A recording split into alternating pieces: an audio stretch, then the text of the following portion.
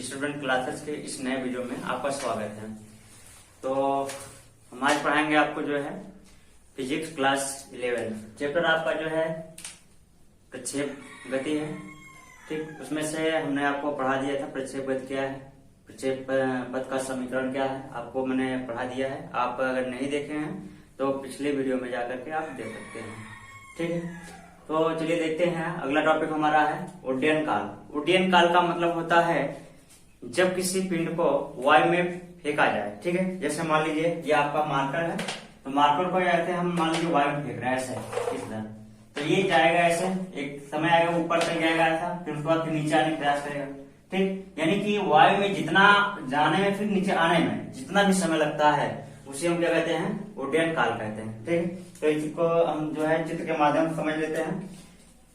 जैसे देखिए कि आपका ये पिंड है, ऐसे ऊपर की ओर फेंका गया है। प्रक्षेपित का मतलब होता है फेंकना। जो वायु जब हम पिंड को वायु में फेंकते हैं, मान लीजिए इसका वेग हुआ कुछ न कुछ यू वेग से फेंका जाएगा। ठीक, जब हम किसी पिंड को वायु में ऐसे फेंकेंगे, ठीक, तो एक समय आएगा कि महत्तम ऊंचाई तक जाएगा, महत्तम ऊंचाई तक जाएगा। उसके बाद क्या होगा, फिर वहां से वापस नीचे लौटने का प्रयास करेगा। ठीक है, यानी कि यहां से यहां तक जाने में जितना समय लगता है यानी T1, और यहां से यहां तक आने में जितना समय लगता है यानी T2, इन दोनों के जितना समय लगता है दोनों को योग को हम क्या कहते हैं, उड्डयन काल कहते हैं। ठीक है, तो परिभाषा हम देख लेते हैं। परिभाषा हमारा क्या कहता है, जब किसी पिंड को वायु में प्रक्षेपित किया जाता है तो पिंड द्वारा वायु में चली गई दूरी में लगा कुल समय को उड्डयन काल कहते हैं। इसे कैपिटल T से प्रदर्शित करते हैं, अर्थात एक परिभाषा हम और लिख सकते हैं, अथवा में एक डिफिनेशन हम और लिख सकते हैं। डिफिनेशन हमारा ये होगा कि पिंड द्वारा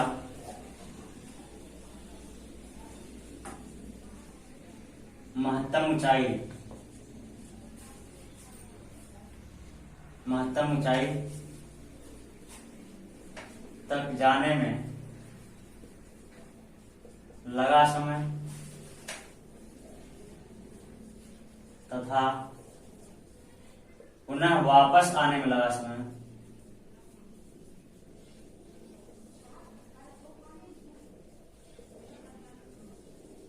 समय को उड्डयन काल कहते हैं।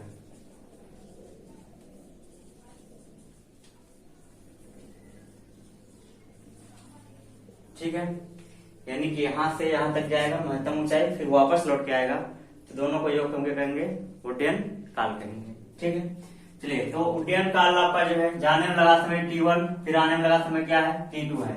तो उड्डयन काल हमारा T बराबर क्या है, यहाँ क्या निकल जाएगा, यहाँ निकल जाएगा T बराबर कैपिटल T बराबर T1 या फिर T2, T1 प्लस T2 कर सकते हो।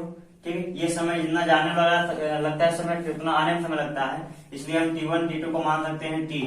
ठीक है, यानी T और प्लस T, तो बराबर क्या हो जाएगा, T बराबर 2T, ये हो जाएगा, ये समीकरण नंबर 1 हो जाएगा।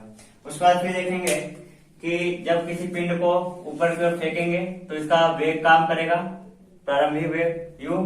उसके बाद एक अंतिम ऊंचाई होगा जहां पर अंतिम वेग क्या हो जाएगा, 0 हो जाएगा। ठीक है, जब अंतिम वेग 0 हो जाएगा, ठीक, तो यहाँ पे इसका ऊर्ध्वाधर वेग भी काम करेगा। ऊर्ध्वाधर वेग क्या होता है, u sin थीटा, ये हम लोग जानते हैं। ठीक, चलिए तो यहाँ पे हम लिख सकते हैं, माना किसी पिंड को u वेग से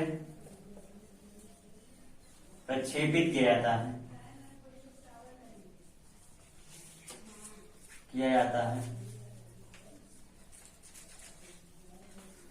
जो थीटा कोण से फेंका जाता है या प्रक्षेपित किया फेंका जाता है, तो महत्तम ऊंचाई पर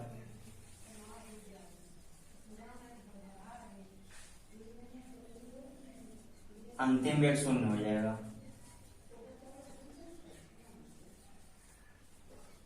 0 हो जाएगा। तो गति के प्रथम समीकरण से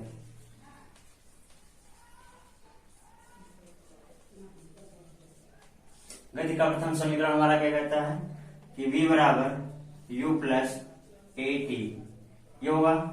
यहाँ पे फिर हम फार्मूला लगाएंगे, v बराबर आपको क्या है वहां पे शून्य, यहाँ शून्य कर देंगे। u आपका ये वेग, जिस वेग से फेंका जा रहा है वो ध्रुवाधर की दिशा में, इसलिए यहाँ क्या हो जाएगा u sine theta, u sine theta हो जाएगा। फिर देखेंगे यहाँ पे त्वरण क्या काम कर रहा है, त्वरण हम लोग लेंगे g के सापेक्ष में गुरुत्वीय त्वरण कार्य करेगा। ठीक है, जब कोई पिंड ऊपर की तरफ जाता है तो वहां पे गुरुत्वीय त्वरण क्या हो जाता है माइनस, यानी कि a को हम रखेंगे माइनस जी के रूप में, तो यहाँ पे हो जाएगा माइनस जी टी, ये हो जाएगा। अब इसको हम इधर ले आएंगे, क्या हो जाएगा माइनस इस तरफ आएगा, क्या हो जाएगा जी टी प्लस में हो जाएगा, और यहाँ क्या हो जाएगा यू साइन थीटा। ठीक है, चलिए तो इसको हम जो है यहाँ में टी का मान चाहिए, जब टी का मान चाहिए तो हम टी निकालना है तो हम क्या करेंगे जी को उस तरफ ट्रांसफर कर देंगे, तो इधर गुणे में इधर क्या हो जाएगा भाग में हो जाएगा, तो यहाँ हो जाएगा यू साइन थीटा अपान में स्मॉल जी। ठीक, तो आगे देख लेते हैं यहाँ पे, तो नीचे जगह नहीं है तो यहाँ हम लोग देख लेते हैं। चलिए तो यहाँ पे इस टी का मान समीकरण नंबर 1 में रख देते हैं, यानी टी स्मॉल टी का मान समीकरण 1 में रखने पर। ठीक, तो यहाँ समीकरण 1 हमारा क्या है कैपिटल टी, तो कैपिटल टी है, टी बराबर क्या हो जाएगा, यहाँ लिखा है 2 स्मॉल टी, तो इस स्मॉल टी का मान यहाँ से रख देंगे, तो यहाँ हम रखेंगे क्या आएगा u साइन थीटा अपान में जी। ठीक, हमने यही मान खा करके इस समीकरण में टी जो आपका यहाँ पे कैपिटल लिखा है, सॉरी कैपिटल टी नहीं स्मॉल टी होगा। ठीक है, तो यहाँ पे इस स्मॉल टी को हम यहाँ पे मान रख देंगे। ठीक है, जब स्मॉल टी का मान रखेंगे तो हमारा फॉर्मूला क्या बन जाएगा टी बराबर 2u साइन थीटा अपान में जी, यानी उड्डयन काल क्या हो जाएगा आपका ये हो जाएगा। ठीक है दोस्तों, चलिए तो इसको आप स्क्रीनशॉट ले लीजिए। चलिए दोस्तों, तो आप स्क्रीनशॉट ले लिए होंगे और लिख भी लिए होंगे। चलिए देखिए आगे आपका अगला जो है टॉपिक है महत्तम ऊंचाई। ठीक है, तो आपने उड्डयन काल देख लिया था कि यहाँ से फिर नीचे आने में, फिर जाने में, फिर आने में, यानी कि अधिकतम ऊंचाई तक जाने में लगा समय, फिर आने में लगा समय को हम क्या कहते हैं उड्डयन काल कहते हैं। इसको आपने देख लिया। ठीक, उसके बाद हम लोग देखते हैं कि महत्तम ऊंचाई किसे कहते हैं। महत्तम ऊंचाई का मतलब यह है कि जब कोई पिंड नीचे से प्रक्षेपित किया जाता है ऐसे, ठीक है, जब ये प्रक्षेपित किया जाता है तो वो क्या है कि कितनी ऊंचाई तक जाता है। एक समय जरूर आएगा कि कोई पिंड जैसे हम फेंकते हैं, ठीक है, जब फेंकते हैं तो क्या होगा ऊपर जाता है, फिर क्या आता है नीचे की तरफ आता है, यानी कि वो अधिकतम ऊंचाई को ले लेता है। उसके बाद फिर क्या होता है जब अंतिम वेग शून्य हो जाता है तो क्या आता है नीचे की तरफ गिरना शुरू प्रारंभ कर देता है। ठीक है, तो वही में पढ़ना है कि अधिकतम ऊंचाई महत्तम ऊंचाई किसे कहते हैं, मैक्सिमम हाईएस्ट हाइट। ठीक है, तो यहाँ पे आपको क्या हो जाएगा जब किसी पिंड को फेंका जाएगा, ठीक है, तो आपको ऊर्ध्वाधर वेग क्या हो जाएगा यू साइन थीटा, और क्षैतिज वेग क्या होता है यू कॉस थीटा। ठीक, और आपका गुरुत्वीय त्वरण ऊपर की तरफ जानते हो जाएगा क्या होगा माइनस होगा। ठीक है, यानी घटता है गुरुत्वीय त्वरण ऊपर की तरफ कोई पिंड फेंकने पर, जैसे नीचे नीचे आता है वैसे क्या होता है गुरुत्वीय त्वरण का मान क्या होता है धीरे धीरे बढ़ता जाता है। ठीक, ये तो देखते हैं यहाँ पे डेफिनेशन देख लेते हैं। ठीक, जब किसी पिंड को वायु में प्रक्षेपित किया जाता है तो पिंड द्वारा चली गई कुल ऊर्ध्वाधर दूरी को महत्तम ऊंचाई कहते हैं। इसे कैपिटल एस से प्रदर्शित करते हैं। ठीक है, चलिए तो हम देखते हैं कि माना कोई पिंड है, माना कोई पिंड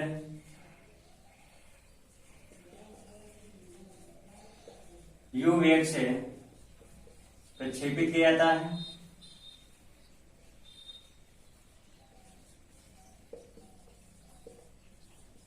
प्रक्षेपित किया जाता है तो महत्तम ऊंचाई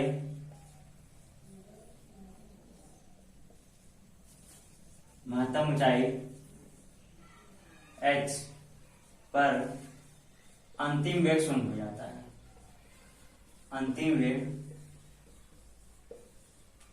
शून्य हो जाता है। ठीक, यानी कि यहां से यहां तक पहुंचने में क्या होता है अंतिम वेग शून्य हो जाएगा, तो v इक्वल हम लोग क्या करेंगे 0। तो देख लेते हैं गति के तिथि समीकरण से, गति का द्वितीय समीकरण। द्वितीय समीकरण हमारा क्या कहता है? समीकरण हमारा होता है गति का तीसरा समीकरण, v स्क्वायर बराबर u स्क्वायर प्लस 2as, ये आप लोगों ने पढ़ा है। तो यहाँ पे देखेंगे जो s है, दूरी है, अधिकतम दूरी है, जो दूरी है s बराबर हम लोग क्या लिख सकते हैं? s बराबर लिख सकते हैं h, कैपिटल H, यानी यहाँ से यहाँ तक ऊंचाई जो दूरी है। फिर देखेंगे v आपका शून्य ही दिया गया है, u यानी कि ऊर्ध्वाधर वेग ऊपर की तरफ जा रहा है, यानी महत्तम वेग यहाँ से यहाँ तक कैलकुलेट करेंगे।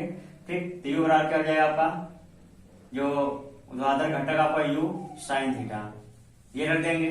ठीक, तो इनका वैल्यू रख करके हम लोग सॉल्व कर लेते हैं। तो v का मान रखेंगे 0 का स्क्वायर बराबर, फिर यहाँ पे u का मान कितना है, u साइन थीटा, ये आपको घटक के रूप में यूज करेंगे, ऊर्ध्वाधर घटक, जिसका स्क्वायर कर देंगे। फिर प्लस यहाँ पे 2 a आपका त्वरण है, एक्सीलरेशन, ये गुरुत्वीय त्वरण के बराबर हो जाएगा, यहाँ लिखेंगे माइनस g। फिर s को हम क्या, यहाँ से यहाँ तक ऊर्ध्वाधर दूरी होगा, दूरी को हम दर्शाएंगे फिर h से, कैपिटल H। ठीक है, चलिए आगे देखते हैं। इस सॉल्व 0 का स्क्वायर इतना ही होगा, इसका स्क्वायर करो क्या हो जाएगा, u square sine square theta, इसके बाद plus minus 2gh, capital H हो जाएगा। फिर देखेंगे कि अगर हम क्या करते हैं, माइनस को इधर ले आएंगे तो हो जाएगा प्लस हो जाएगा 2g, कैपिटल H। ठीक है, यहाँ तक आपको समझ में आया। फिर आगे देखते हैं, यहाँ हो जाएगा u square sine square theta. ठीक है, चलिए इसके नीचे देखते हैं हम लोग, और तो इसके बगल कर लेते हैं। आपको यहाँ देखते हैं क्या हो जाएगा, हमें सिर्फ चाहिए महत्तम ऊंचाई h की वैल्यू चाहिए। तो जो h इस तरफ जो आपको दिया गया बुढ़े में, इसको क्या उस तरफ ले जाएंगे तो भाग हो जाएगा। तो h बराबर आपका हो जाएगा u square sine square theta upon में, इसको ले जाएंगे तो हो जाएगा 2g। ठीक है, तो महत्तम ऊंचाई क्या निकल गया है, इतना, ये अब क्या है, महत्तम ऊंचाई। फिर आगे देखते हैं, अगर यहाँ पे हम ध्यान देते हैं कि अगर मान लें कि u स्क्वायर अपान में 2g, ये क्या हो, नियत कर लें, क्या कर लें, नियत कर लेते हैं। तो हम देखते हैं कि जो महत्तम ऊंचाई होती है वो किस पे डिपेंड होती है, साइन स्क्वायर थीटा पे, साइन स्क्वायर थीटा पे डिपेंड करता है। ठीक है, फिर तो साइन स्क्वायर थीटा पे अगर डिपेंड करता है, ठीक, तो साइन थीटा के महत्तम मान कितना होता है, साइन थीटा का महत्तम मान 1 होता है, मैक्सिमम कितना होता है, 1। तो यहाँ पे रख देंगे साइन थीटा इक्वल टू, यहाँ पे 1 की वैल्यू कितना होता है, साइन 90 के बराबर होता है। ठीक, तो साइन कट जाएगा, थीटा इक्वल क्या आएगा, 90 डिग्री। इसका मतलब क्या हुआ, इसका मतलब ये हुआ कि जब किसी व्यक्ति को ऊंची कूदना हो तो उसे पृथ्वी के क्षैतिज से 90 डिग्री पे एंगल बना करके कूदना चाहिए। ठीक है, तो अतः हम नीचे स्पष्ट करके लिख लेते हैं कि अतः स्पष्ट है कि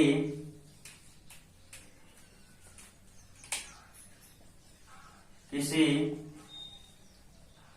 व्यक्ति को ऊंची कूदने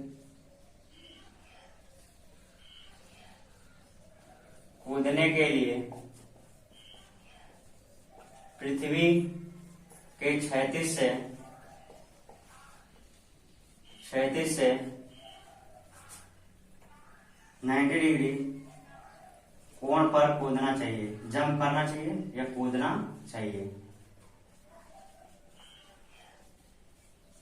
ठीक है, तो आप एक बार अच्छे से देख लीजिएगा। ठीक, तो आप इसका स्क्रीनशॉट ले लीजिए। तो हम मिलते हैं नेक्स्ट वीडियो में। धन्यवाद।